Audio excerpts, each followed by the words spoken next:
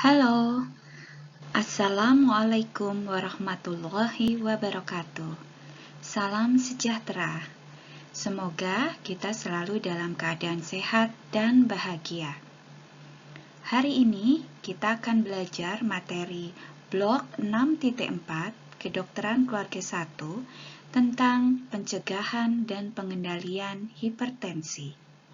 Simaklah dengan baik materi yang saya sampaikan. Apabila ada pertanyaan, tulislah dalam forum diskusi.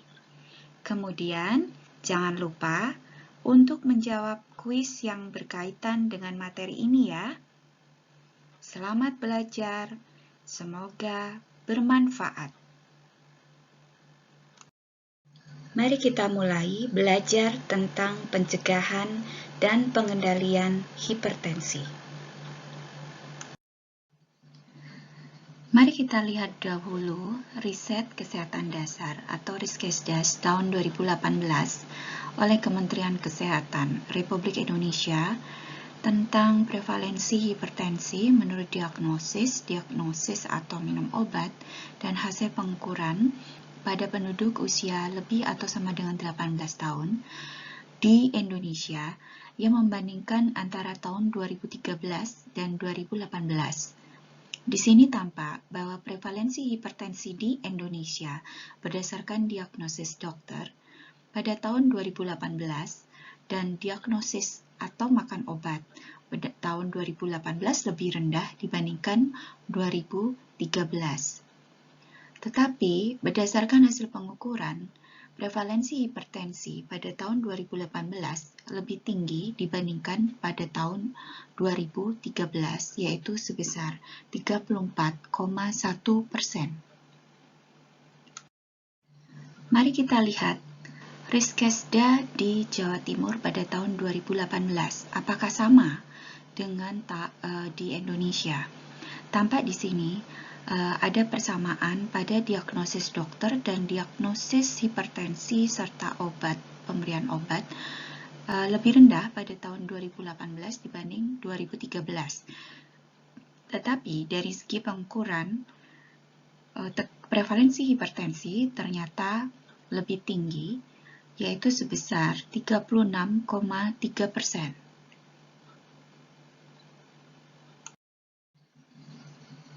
Ini adalah data Riskesdas tahun 2018 tentang prevalensi hipertensi berdasarkan diagnosis dokter atau minum obat hipertensi di Indonesia, yaitu sebesar 8,8%. Lalu, di mana letak Jawa Timur? Jawa Timur apakah di bawah rata-rata Indonesia atau di atas rata-rata prevalensi hipertensi di Indonesia?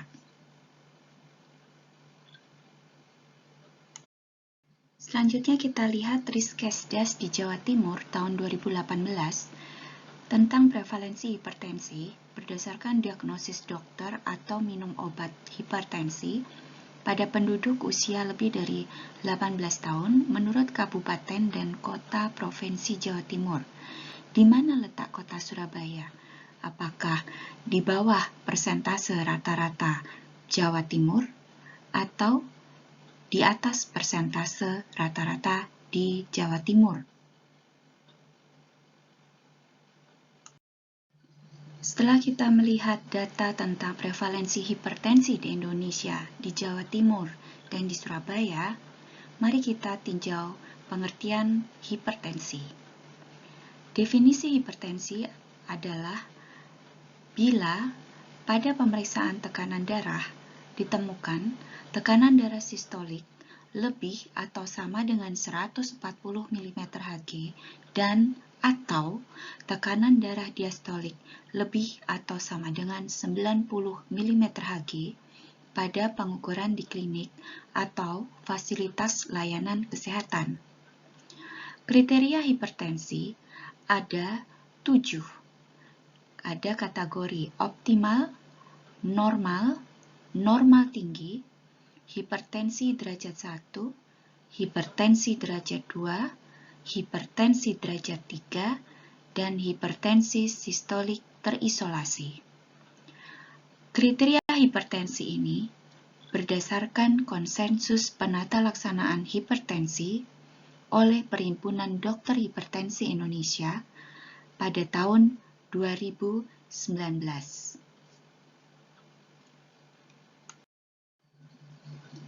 Sebenarnya materi tentang hipertensi telah diajarkan pada kuliah semester 4. Semoga kalian masih ingat ya. Tetapi kali ini akan saya ulang sekilas tentang faktor risiko terjadinya hipertensi. Di antaranya adalah umur. Risiko hipertensi makin meningkat dengan bertambahnya umur. Hingga usia sekitar 64 tahun, hipertensi lebih sering terjadi pada laki-laki. Tetapi setelah usia 65 tahun, kejadian hipertensi cenderung lebih tinggi pada perempuan. Ini adalah grafik yang menunjukkan tentang persentase populasi hipertensi pada laki-laki dan perempuan. Sumbu yang ada di bawah menunjukkan umur pada laki-laki dan perempuan. Tampak pada usia 65 hingga 74 tahun, diagram batang lebih tinggi pada perempuan dibandingkan laki-laki, dan makin tinggi ketika diagram batang perempuan menunjukkan usia lebih dari atau sama dengan 75 tahun. Ini adalah berdasarkan survei yang dilakukan oleh The American Heart Association pada tahun 2007 hingga 2010 dan dilaporkan pada tahun 2014. Faktor risiko terjadinya hipertensi yang lain adalah ras. Keturunan Afrika ternyata lebih sering mengalami hipertensi pada usia yang lebih muda dibandingkan ras Caucasian. Komplikasi hipertensi seperti stroke, serangan jantung, gagal ginjal juga lebih sering terjadi pada keturunan Afrika yang berkulit hitam. Riwayat keluarga juga termasuk dalam faktor risiko hipertensi. Biasanya ketika ada keluarga yang mengalami hipertensi, maka anak turunnya juga mengalami hipertensi. Mengapa demikian? Karena kualitas pembuluh darah yang diturunkan lebih rentan untuk mengalami hipertensi. Tetapi bila anak turunnya tidak melakukan atau tidak gaya hidupnya lebih baik, hipertensi juga tidak selalu terjadi. Kemudian kelebihan berat badan atau obesitas. Berat badan yang berlebih, semakin banyak darah yang diperlukan untuk menyuplai oksigen dan nutrisi ke jaringan. Aliran darah yang makin meningkat di pembuluh darah juga akan meningkatkan tekanan di dinding arteri sehingga terjadi hipertensi. Kurang aktif atau kurang berolahraga. Seseorang yang tidak aktif, laju jantungnya cenderung lebih cepat dibandingkan orang yang lebih aktif. Semakin cepat laju jantung, semakin berat jantung untuk berkontraksi, maka semakin besar kekuatan yang bekerja di pembuluh arteri. Begitu juga kurangnya aktivitas fisik akan menyebabkan berat badan bertambah, yang merupakan juga salah satu faktor risiko terjadinya hipertensi. Bagaimana dengan konsumsi tembakau?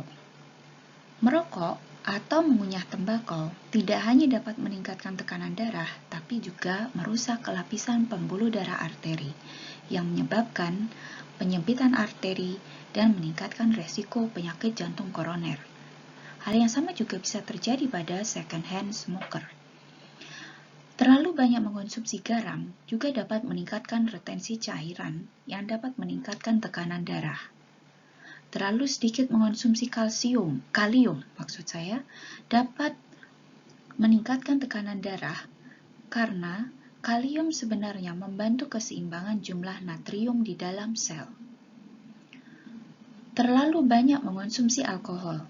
Alkohol baik bila dikonsumsi secara sedang atau dalam moderasi, tetapi bila berlebihan dapat merusak jantung. Alkohol yang lebih dari 1 gelas takar pada perempuan dan lebih dari 2 gelas takar per hari pada laki-laki dapat mengganggu tekanan darah. Begitu juga stres.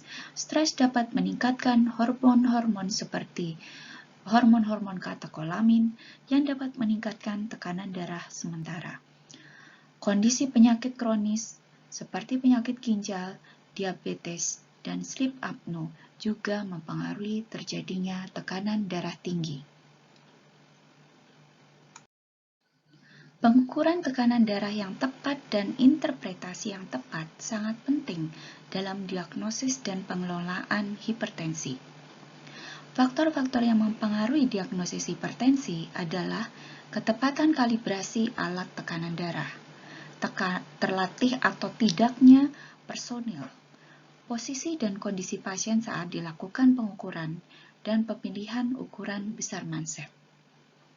Setelah diagnosis hipertensi telah ditetapkan, evaluasi selanjutnya harus memastikan ada tidaknya kerusakan organ target, kemudian status risiko kardiovaskular pasien secara keseluruhan, serta identifikasi ada tidaknya hipertensi sekunder dan terapinya.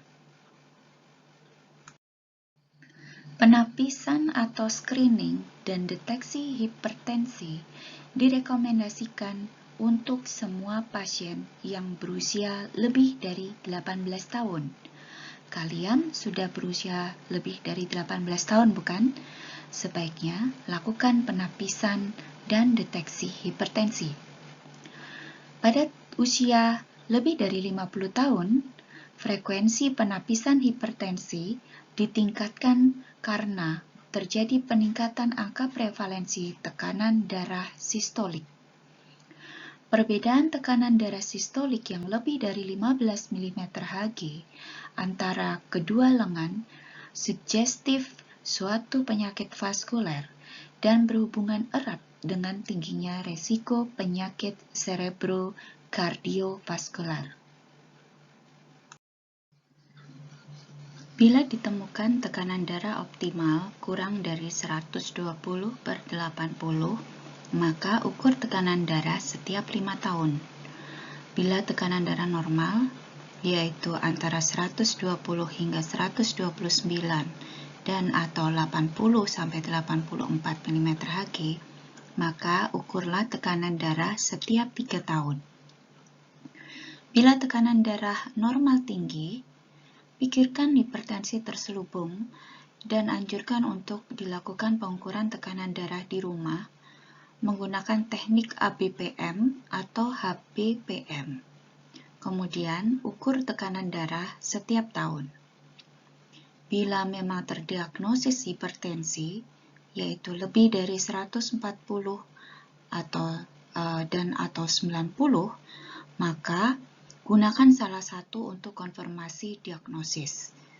Kontrol ulang, kemudian juga ukur tekanan darah di rumah yang merupakan indikasi untuk dilakukan pemeriksaan HBPM atau ABPM. Apa itu ambulatory blood pressure monitoring? Adalah suatu metode pengukuran tekanan darah selama 24 jam termasuk saat tidur, dan merupakan metode akurat dalam konfirmasi diagnosis hipertensi. ABPM dapat dipergunakan untuk 1. Memberikan data tekanan darah dan frekuensi nadi selama 24 jam, memberi informasi variabilitas tekanan darah, memberi grafik sirkadian tekanan darah, serta efek lingkungan dan emosi terhadap tekanan darah, memberi informasi tentang lonjakan tekanan darah fajar atau yang disebut morning surge dan penurunan tekanan darah malam hari, yaitu nighttime dipping. Juga merupakan konfirmasi pasien dengan hipertensi resisten, dugaan hipertensi jas putih, dan pasien dengan obstructive sleep apnea. ABPM juga mengevaluasi efek terapi terhadap profil tekanan darah selama 24 jam. Ini adalah contoh penggunaan ABPM di mana pasien akan membawa kemana-mana selama 24 jam suatu alat atau recorder untuk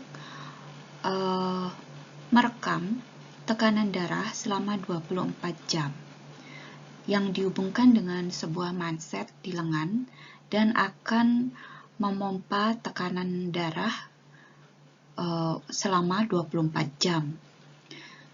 Kemudian dari hasil recorder itu akan dibuat suatu laporan yang menunjukkan tekanan darah sistolik dan diastolik ketika daytime atau pagi hingga siang dan malam hari ketika pasien tidur.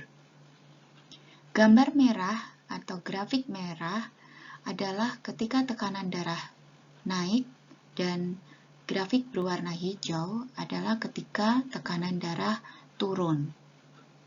Idealnya, pada waktu malam hari, tekanan darah turun, dan ketika menjelang pagi, tekanan darah akan meningkat.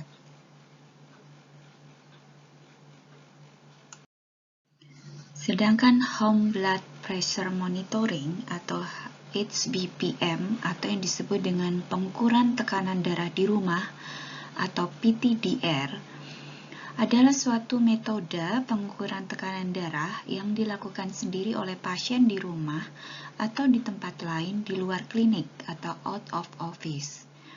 PTDR berguna untuk menegakkan diagnosis hipertensi, terutama dalam mendeteksi hipertensi jas putih dan hipertensi terselubung. Memantau tekanan darah, termasuk variabilitas tekanan darah pada pasien hipertensi yang mendapat pengobatan maupun belum mendapatkan pengobatan. Menilai efektivitas pengobatan, penyesuaian dosis dan kepatuhan pasien, dan mendeteksi resistensi obat. Pengukuran tekanan darah pada PTDR dilakukan dengan menggunakan alat osilometer yang dapat divalidasi secara internasional dan disarankan untuk melakukan kalibrasi alat setiap 6 hingga 12 bulan. Dan pengukuran ini dilakukan sendiri oleh pasien yang akan memberi dampak positif terhadap kepatuhan pasien dan keberhasilan penurunan tekanan darah. Bagaimana cara melakukan PTDR yang tepat? Lakukan di ruangan yang tenang dan senyaman mungkin. Dianjurkan untuk dilakukan setiap hari, sekurang-kurangnya 3 hari sebelum jadwal kontrol ke klinik dokter. Telapak kaki menapak pada lantai, punggung disandarkan dan lengan diistirahatkan di meja. Tidak merokok, tidak makan, minum, atau berolahraga, atau minum minuman berkafein setidaknya 30 menit sebelum pengukuran. Dilakukan pada pagi hari 1 jam setelah bangun tidur, setelah berkemih, sebelum makan pagi, dan sebelum minum obat hipertensi. Dilakukan juga pada malam hari sebelum tidur.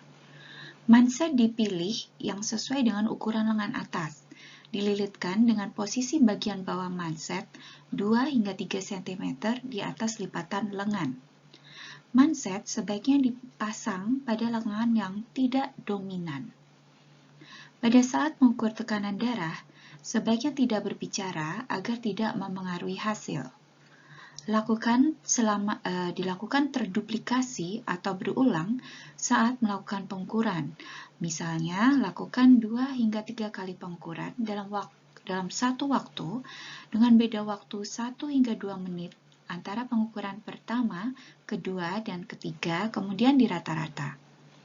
Hasil pengukuran kemudian dicatat pada buku catatan tekanan darah untuk dokumentasi pribadi dan dapat dikonsultasikan pada dokter yang merawat. Berapa batasan tekanan darah untuk diagnosis hipertensi?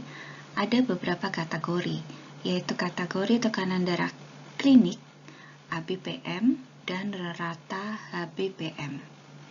Untuk tekanan darah di klinik, apabila tekanan darah sistolik lebih atau sama dengan 140 mmHg dan atau tekanan darah diastolik lebih dari atau sama dengan 90 mmHg.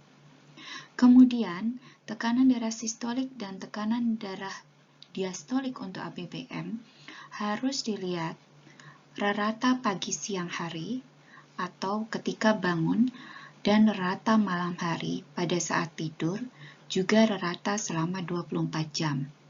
Sedangkan rata HBPM dikatakan diagnosis hipertensi bila tekanan darah sistolik 135 lebih atau sama dengan dan atau tekanan darah diastolik lebih atau sama dengan 85 mm/Hg. Apa yang dimaksud dengan hipertensi jas putih atau dikenal dengan white coat hypertension? Pasien dengan hipertensi jas putih memiliki tekanan darah yang tinggi ketika diperiksa di klinik, tetapi tekanan darahnya normal dengan pengukuran HBPM atau ABPM. Bila tekanan darah pasien di luar klinik selalu di bawah 135/85 mm/Hg dan tidak didapatkan adanya kerusakan organ target serta tekanan darahnya konsisten tinggi saat di klinik, disebabkan oleh respon adrenergik sesaat ketika dilakukan pengukuran tekanan darah di klinik. Mungkin pasien merasa cemas dan merasa takut. Diperlukan evaluasi jangka panjang secara berkala karena banyak yang akan menjadi hipertensi pada HBPM atau ABPM dan pada akhirnya memerlukan pengobatan. Lalu apa yang disebut dengan hipertensi terselubung atau masked hypertension? Adalah suatu kondisi klinis ketika tekanan darah di klinik normal tetapi tekanan darah meningkat dengan pengukuran HBPM atau ABPM. Kemungkinan karena aktivitas simpatis berlebihan yang dipicu oleh stres fisik atau emosional di pekerjaan atau saat di rumah. Bisa juga karena efek rokok atau pengaruh stimulasi adrenergik lain yang hilang saat datang ke klinik dokter. Dokumentasi masked hypertension ini sangat penting agar penderita mendapat terapi yang optimal, karena dapat terjadi pada 10% pasien hipertensi dan dapat meningkatkan risiko penyakit kardiovaskular meskipun pengukuran tekanan darah di klinik menunjukkan hasil yang normal. Lalu bagaimana cara kita membandingkan mana pasien yang normotensi, hipertensi jas putih, atau hipertensi terselubung berdasarkan tekanan darah di klinik, tekanan darah HBPM, dan tekanan darah ABPM. Dikatakan normotensi apabila di klinik normal, HBPM normal, ABPM normal. Hipertensi di klinik meningkat, HBPM meningkat, ABPM meningkat. Hipertensi jas putih di klinik tekanan darah meningkat, HBPM normal, ABPM normal. Hipertensi terselubung bila di klinik normal, sedangkan HBPM meningkat, ABPM meningkat. Ada faktor predisposisi hipertensi jas putih dan hipertensi terselubung. Biasanya, hipertensi jas putih terjadi pada perempuan, tidak merokok, sangat cemas, dan atau usia lanjut. Sedangkan hipertensi terselubung lebih sering pada laki-laki, merokok, overweight, bising di malam hari, tekanan darah normal hingga tinggi, diabetes, dan usia muda. Perhatikan juga obat-obat yang dikonsumsi oleh pasien. Ada beberapa obat yang dapat meningkatkan tekanan darah atau mempengaruhi tekanan darah. Di antaranya adalah non-steroidal antiinflamasi drugs atau NSAID, kortikosteroid, simpatomimetik amin, hormon oral kontraseptif atau pil KB, bisa juga metilxanthin termasuk theophylline dan kafein yang sering ada di obat-obat anti-flu, kemudian siklosporin, eritropoietin, kokain, nikotin, dan phencyclidine atau PCP. Tanyakan selalu pada pasien apakah pasien mengkonsumsi obat-obat tersebut. Ingat bahwa konfirmasi diagnosis hipertensi tidak dapat hanya mengandalkan pada satu kali pemeriksaan, kecuali pada pasien dengan tekanan darah yang sangat tinggi. Misalnya, pada waktu datang pertama kali ke klinik, sudah mengalami hipertensi derajat 3, atau terdapat bukti kerusakan target organ akibat hipertensinya. Misalnya, ada hipertrofi ventrikel kiri, kerusakan ginjal, atau retinopati. Tujuan dari evaluasi klinis adalah menegakkan diagnosis dan derajat hipertensi, menapis kemungkinan penyebab sekunder hipertensi, identifikasi faktor-faktor yang berkontribusi terhadap perkembangan hipertensi, identifikasi faktor risiko kardiovaskular, identifikasi penyakit-penyakit penyerta, menentukan ada tidaknya HAMOT atau penyakit kardiovaskular, cerebrovaskular, atau ginjal yang sudah ada sebelumnya untuk dilakukan stratifikasi risiko. Ini adalah hypertension mediated organ damage atau disingkat HMOD atau HAMOT, adalah organ-organ tubuh vital yang dapat mengalami komplikasi ketika pasien mengalami hipertensi tidak terkontrol. Di antaranya adalah stroke, gagal jantung, disfungsi seksual, gagal ginjal, serangan jantung koroner, atau bahkan kehilangan penglihatan. Pelajari klasifikasi risiko hipertensi berdasarkan derajat tekanan darah, faktor risiko kardiovaskular, HAMOT atau komorbiditas pada pasien.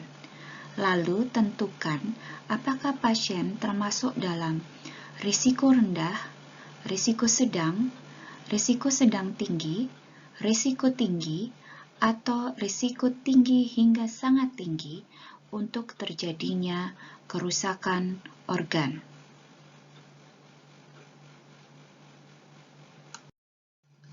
Sebelum pasien mengalami tekanan darah tinggi atau yang sudah mengalami tekanan darah tinggi, lakukan intervensi pada pola hidupnya. Di antaranya adalah pembatasan konsumsi garam, karena terbukti ada hubungan antara konsumsi garam dan hipertensi. Rekomendasi penggunaan natrium sebaiknya tidak lebih dari 2 gram per hari, yang setara dengan 5 hingga 6 gram NaCl per hari, atau 1 sendok teh garam dapur. Dan sebaiknya menghindari makanan dengan kandungan yang tinggi garam. Lakukan juga perubahan pola makan. Disarankan untuk mengkonsumsi makanan seimbang yang banyak mengandung sayuran, kacang-kacangan, buah-buahan segar, produk susu rendah lemak, gandum, ikan, dan asam lemak tak jenuh, serta membatasi asupan daging merah dan asam lemak jenuh. Lakukan juga penurunan berat badan apabila telah terjadi overweight atau obesitas dan menjaga berat badan ideal, yaitu dengan indeks massa tubuh antara 18,5 hingga 22,9 kg per meter persegi, dan diharapkan lingkar pinggang pada laki-laki kurang dari 90 cm, sedangkan pada perempuan kurang dari 80 cm. Ini adalah salah satu diet yang disebut diet DAS untuk pasien-pasien hipertensi atau yang hendak menurunkan tekanan darahnya. Diet DAS atau singkatan dari Dietary Approaches to Stop Hypertension adalah suatu diet yang memiliki kombinasi rendah atau sedang dari lemak yang tersaturasi, kolesterol, dan total fat. Tinggi serat, tinggi potasium, potasium adalah kalium ya. Kemudian tinggi kalsium dan magnesium, serta rendah garam. Kalau di US atau di Amerika Serikat, karena bentuk tubuhnya lebih besar, orang-orang Caucasian rata-rata bentuk tubuhnya lebih besar daripada orang Asia, jadi pembatasannya adalah tidak lebih dari 2.400 mg per hari. Tetapi kalau di Malaysia, mungkin yang sama dengan kita, itu tidak lebih dari 200 mg per hari. Anjurkan pasien untuk berolahraga secara teratur. Lakukan setidaknya selama 30 menit dengan jenis latihan adalah aerobik dinamik. Contohnya adalah jalan, jogging, bersepeda atau berenang dengan intensitas yang sedang 5-7 hari dalam seminggu. Jangan lupa untuk berhenti merokok. Merokok selain merupakan faktor risiko vaskular, juga menyebabkan kanker. Dan sebaiknya pasien berhenti merokok sama sekali. Kapan kita mulai memberikan terapi medikamentosa? Ada ambang batas tekanan darah sistolik dan tekanan diastolik di klinik untuk mulai memberikan terapi medikamentosa. Hal tersebut berdasarkan dari kelompok usia dan faktor-faktor atau penyakit penyerta lainnya. Jadi misalnya pada kelompok usia 18 hingga 65 tahun, pasien hanya memiliki hipertensi saja, tidak ada penyakit penyerta atau komorbiditas lain, maka mulai diberikan terapi medikamentosa bila tekanan darah sistolik lebih atau sama dengan 140 mm/Hg dan atau tekanan darah diastolik di klinik lebih dari atau sama dengan 90 mm/Hg. Kemudian dilihat kelompok usia yang lain, serta jangan lupa mempertimbangkan penyakit penyerta dan komorbiditas lainnya. Ini adalah tabel target penurunan tekanan darah di klinik. Perhatikan bahwa penurunan tekanan darah tergantung dari kelompok usia dan faktor komorbiditas pada pasien. Dan perhatikan juga bahwa tekanan darah sistolik yang diturunkan targetnya berbeda pada kelompok usia. Semakin tua target penurunan tekanan darahnya semakin tinggi. Artinya, kalau semakin bertambah usia, tekanan darah jangan diturunkan terlalu rendah. Jadi contohnya begini. Untuk kelompok usia 18-65 tahun, apabila pasien mengalami hipertensi, maka tekanan darahnya diturunkan, targetnya adalah di bawah atau sama dengan 130 jika dapat ditoleransi, tetapi tidak kurang dari 120. Tapi kalau usianya lebih sama dengan 80 tahun, maka target penurunannya juga tidak terlalu rendah, yaitu 130 hingga 139 jika dapat ditoleransi.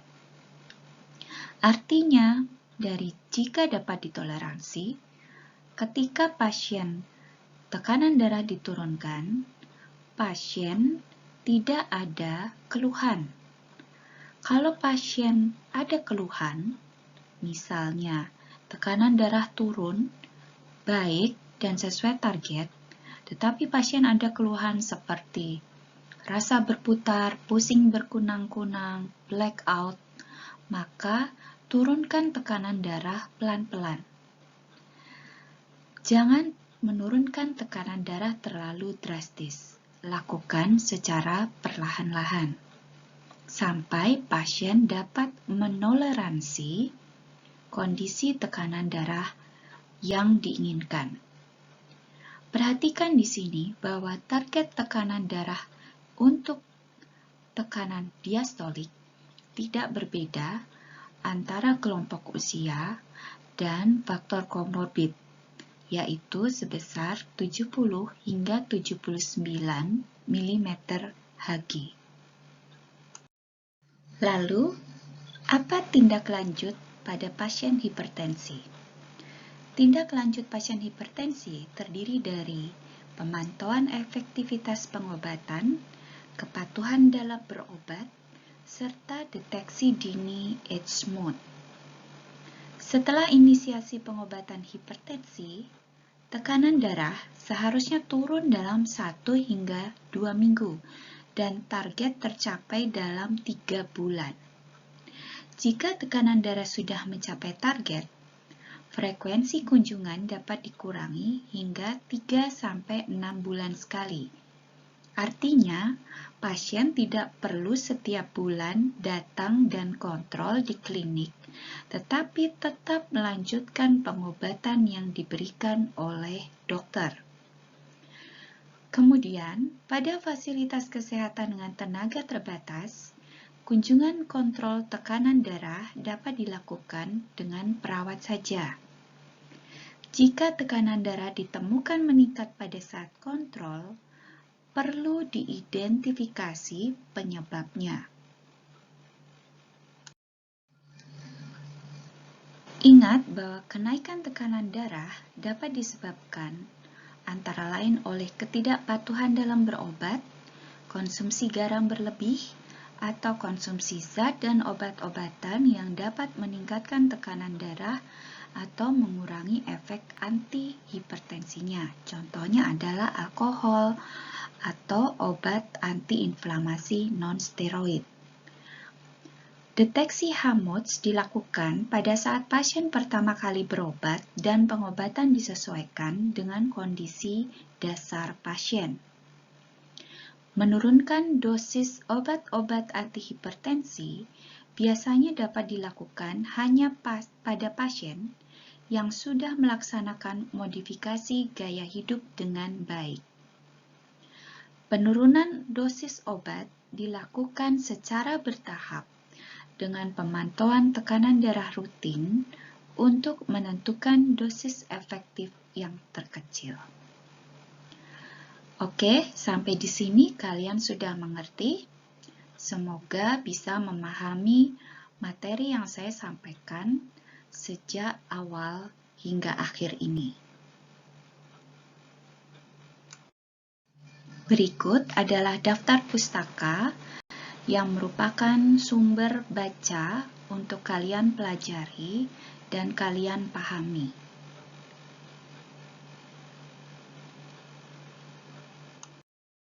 Oke, sampai di sini semoga bisa dimengerti. Jangan lupa untuk mengisi kuis pada kolom kuis yang telah disediakan. Terima kasih banyak atas perhatiannya. Semoga materi yang saya sampaikan ini dapat bermanfaat. Sampai berjumpa. Wassalamualaikum warahmatullahi wabarakatuh.